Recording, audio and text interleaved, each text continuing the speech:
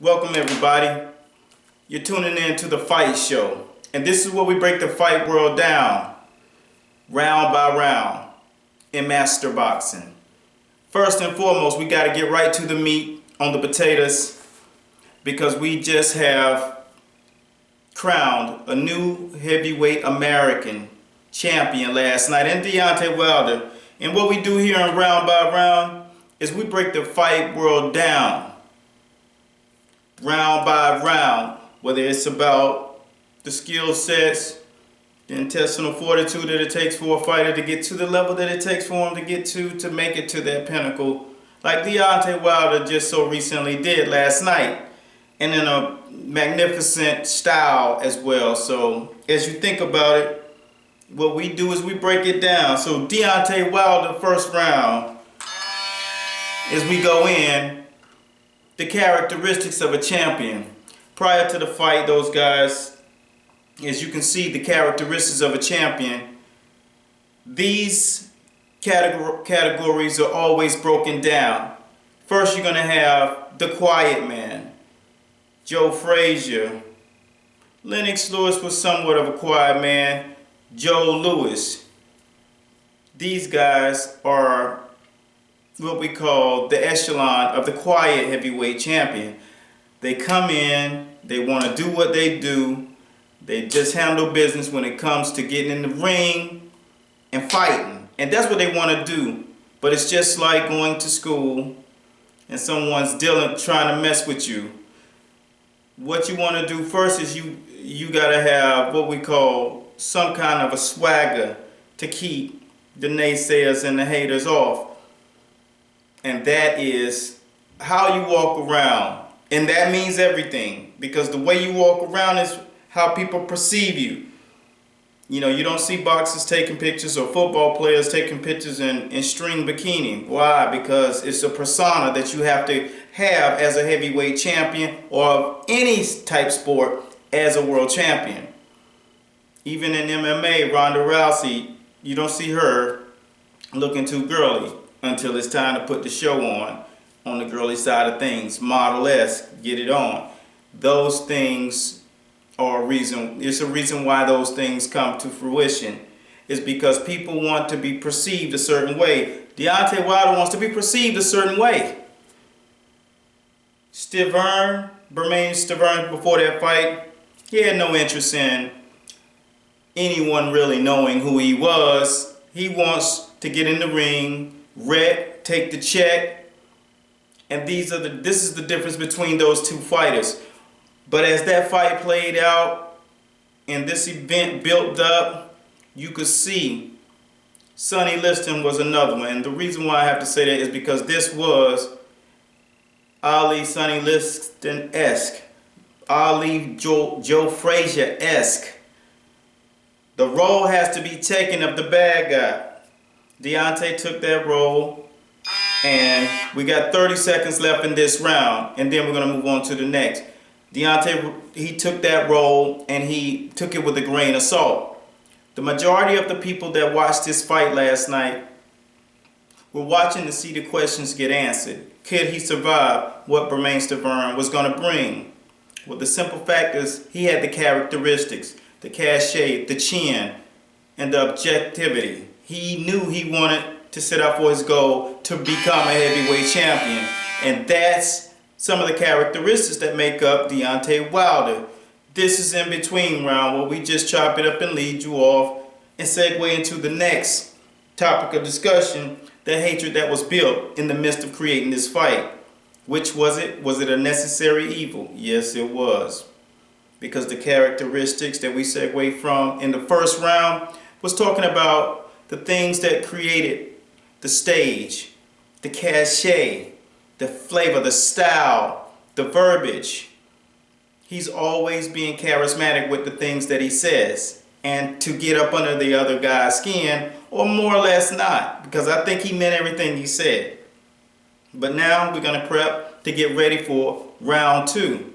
The hatred that was built prior to this fight was something that causes guys to go off of their game plan. And at the end of the day, that was what happened first. Deontay Wilder got up under the skin of Bermaine Stiverne. Round 2 coming now. Stiverne did something out of character. I saw him when he fought Chris Arreola, and he did eventually get a little frustrated and a little upset, and he talked a little smack, very little smack. But this time the camera was following him because he had all access behind him. And they did a good segment. It's a little shorter than 20 minutes on both of the guys. Of course, the guy who speaks the most is going to carry the fight. This is a very important thing. This is entertainment. So these things have to be aligned with which star is perfect for the role. And Deontay Wilder, think about it, this guy, he's perfect for the role. He's willing to embrace the things that'll come apart or will come around in this fight that makes sense to sell the fight. So he got on social media and he really hammered it out, and he really made his point known that he was not here to play and he was going to talk the talk and walk the walk. But the fire that was burning underneath this fight, due to the simple fact that these guys built hatred in that at the press conferences and in social media. And that's the difference between the fights now and the fights before. There was not a lot of brouhaha going on before the fight actually got on, except for when the press conference and the weigh-in. So they didn't have as many times and opportunities to meet. The media didn't cover it on such a wide scale. Now you can have your boy come over with the camera and go ahead and get it started and post it, and there you go. You got a whole new storyline. The hatred was built and it was elevated and it was broken down inside. You could see it in both of the guys, and as the fight was about to happen, you can look into Deontay Wilder's eyes and see that he truly wanted to administer pain to this guy, and vice versa. Bermaine Stiverne was on the record saying, "I want to catch a case." And Deontay Wilder, the same phrases coming out of his mouth, due to the fact that they had built that testosterone level up in camp, and then another man's questioning your capabilities. 30 seconds left. Let's go in like Sugar Ray Leonard with the flurry. The flurry is, the minute that he got into Bermaine Stiverne's head, he knew that it had to be a fight of epic proportions. So no matter what, he wasn't going in there on the game plan, and Deontay Wilder was. The game plan, like I said prior to the pre-fight post, was that Stiverne would have too much to overcome. And that's the reason the hatred didn't work in his favor. Round 2 is over. Now we're going to segue and go into the round 3. The adversities that people were questioning about Deontay Wilder, the things that they didn't see him have to deal with in prior fights. That's where we're going next in round 3. But to complete what I was saying in the last round, is those things got up under Bermaine Stiverne's skin, and he was going in the ring with anger, rage. And that was Deontay Wilder's game plan, to get up under his skin to the point where he would kind of levy off of the game plan, because he even said it last night, post-fight. He don't know why he couldn't get it going. Well, it was that jab, hook right hand, uppercuts, the body work, the fight itself, the skill set. What it took for him to go through those things, the shots that he took, hellacious, needless to say. The adversities that Deontay Wilder had not been, this is round 3, that he had not been faced with before, getting hit on the chin, being drugged in the deep water, which is the late rounds for those who are not true solid 100%ers, that's boxing fans. Could he really overcome and stick to a game plan over a long period of time? Whenever that water came from your knees and got up to your chin, would you be able to really dig down and gut it out in a toe-to-toe war? Because when you talk the talk, you have to walk that walk. And one thing that was for sure last night is Deontay Wilder, when he got in that ring, he let the people know one thing after that fight. It's not about what you do just in the ring. You win the fight in the training camp. And my biggest thing in my pre-post to break the fight down was a bigger superior man beats a smaller superior man if they're both at a supreme level. And that's one of the things that I had to make note. Bermaine Stiverne had too many adversities to overcome. Size, height, reach, range. Not only is Deontay taller, even his jab, the distance between his jab is serious heavyweight.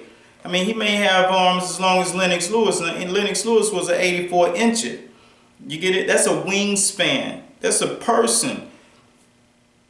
The range in the shoulders, the shoulder girth, the distance between that and rotating for that right hand. I mean, that's a lot of range to cover. It wasn't the fact that he was just shorter. He had too much to physically overcome. And that's one of the reasons he couldn't get in and get going. As I saw last night, as everybody was posting, and they were like, he closed the gap. Closed the gap? You got to go through. That's why he's throwing the jab, so you can't close the gap. Close the gap, cut the ring off. I'm dazed. That's why I can't cut the ring off. The ring can't get cut off because he's setting me up for something else. You know, that right hand's not feeling so great on my chin. And when a fighter starts to take clean shots like that, and the first telltale sound, 30 seconds, and the first telltale signs when he landed the first uppercut and broke him down in the second round, that was one of the first key signs of seeing that my face can't take that damage. So over and over and over, he did runs with these combinations on Stiverne's skull. Regardless of his skill set, it's hard to overcome that. Being dazed and having that jab land on you, that's a serious thing. That's round 3. Round 4, the beating. The repercussions of a beating like that is what we're going to go into next in round 4. Fighters fight for purse, and then there are fighters that are fighting for history.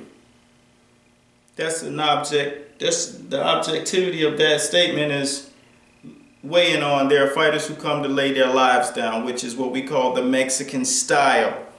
The Chavezes, even the Son, the guys who are going there, the Arturo Gattis, the real warriors of the fight world, who go in there and leave it in the ring no matter what. You have to understand why. Everyone's driven by something. And that's why a lot of the times when fighters get so rich, they lose that other hunger, that other fire, that other advantage.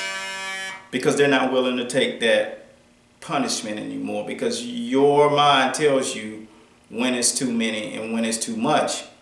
Round 4, as we go into this, you got the beating. The beating is the battering that Bermaine Stiverne took to say, furthermore, that those punches will have a long-term effect is an understatement, because the simple fact is, post-fight, you can hear him talking. Bermaine Stiverne's not a natural talker, and what I mean by that, he's not someone loaded with grammar and stage lines, and you know, he just doesn't have a script whenever he steps into an interview. No matter what the interview is, he's very much not the guy that you want on the microphone at an event or speaking for something, because that's just not his demeanor. You know, he's a very quiet guy. He's sort of like the Marshawn Lynch's of the world, guys who just don't want to get in front of the camera because they feel like they can do their talking in the ring. Post-fight, as you listen to Bermaine Stiverne, and before I go into this deep, I want to make sure that everyone understand that that guy went in there and he really put it on the line, and he sacrificed his life because those type shots linger on, and hopefully he's physically in a better state today. But with the amount of punches that he took from that guy coming from 6'7" down and raining on him, he's going to have a hard couple of days and weeks. And the fact that he has this thick skull, the thick jaw, he was sturdy, and he had a great chin, and he was built for that. He was built to take those punches. But boxing is supposed to be taught to show you how not to be hit by an adversary. But the beating that he took, the long-term effect of those punches landing under, over, whiplash effect from that stiff, long jab coming down with those rangy arms and that shoulder base. The guy's shoulder girdle is one of the main reasons he has such power and is not heavy. I'm sure he has to pack on weight to get to 220, 219. That's the key thing, and he's punching down, and he understands he's athletic. He has a variety of skills to add to that athleticism, and he has character and cachet. This is a lot of the reason why he pummeled, and I mean literally pummeled, your boy Stiverne, because it was a simple act of, I'm going to put this beating on you. But the long-term effect of those beatings really could play a major part in the way that the fighter operates later. There was a stutter in that conversation, post-fight interview. And there was not just hesitation and stutter. There was delayed reaction and response when he knew what he was trying to say. That's a sign. That's when you need a CAT scan after a fight. Even if the fact that he wasn't knocked out and he took him into deep waters and beat on him in the late rounds, shows another reason why you need to go get a CAT scan. And you usually don't have to do that when you're knocked out, TKO'd, or stopped in a fight.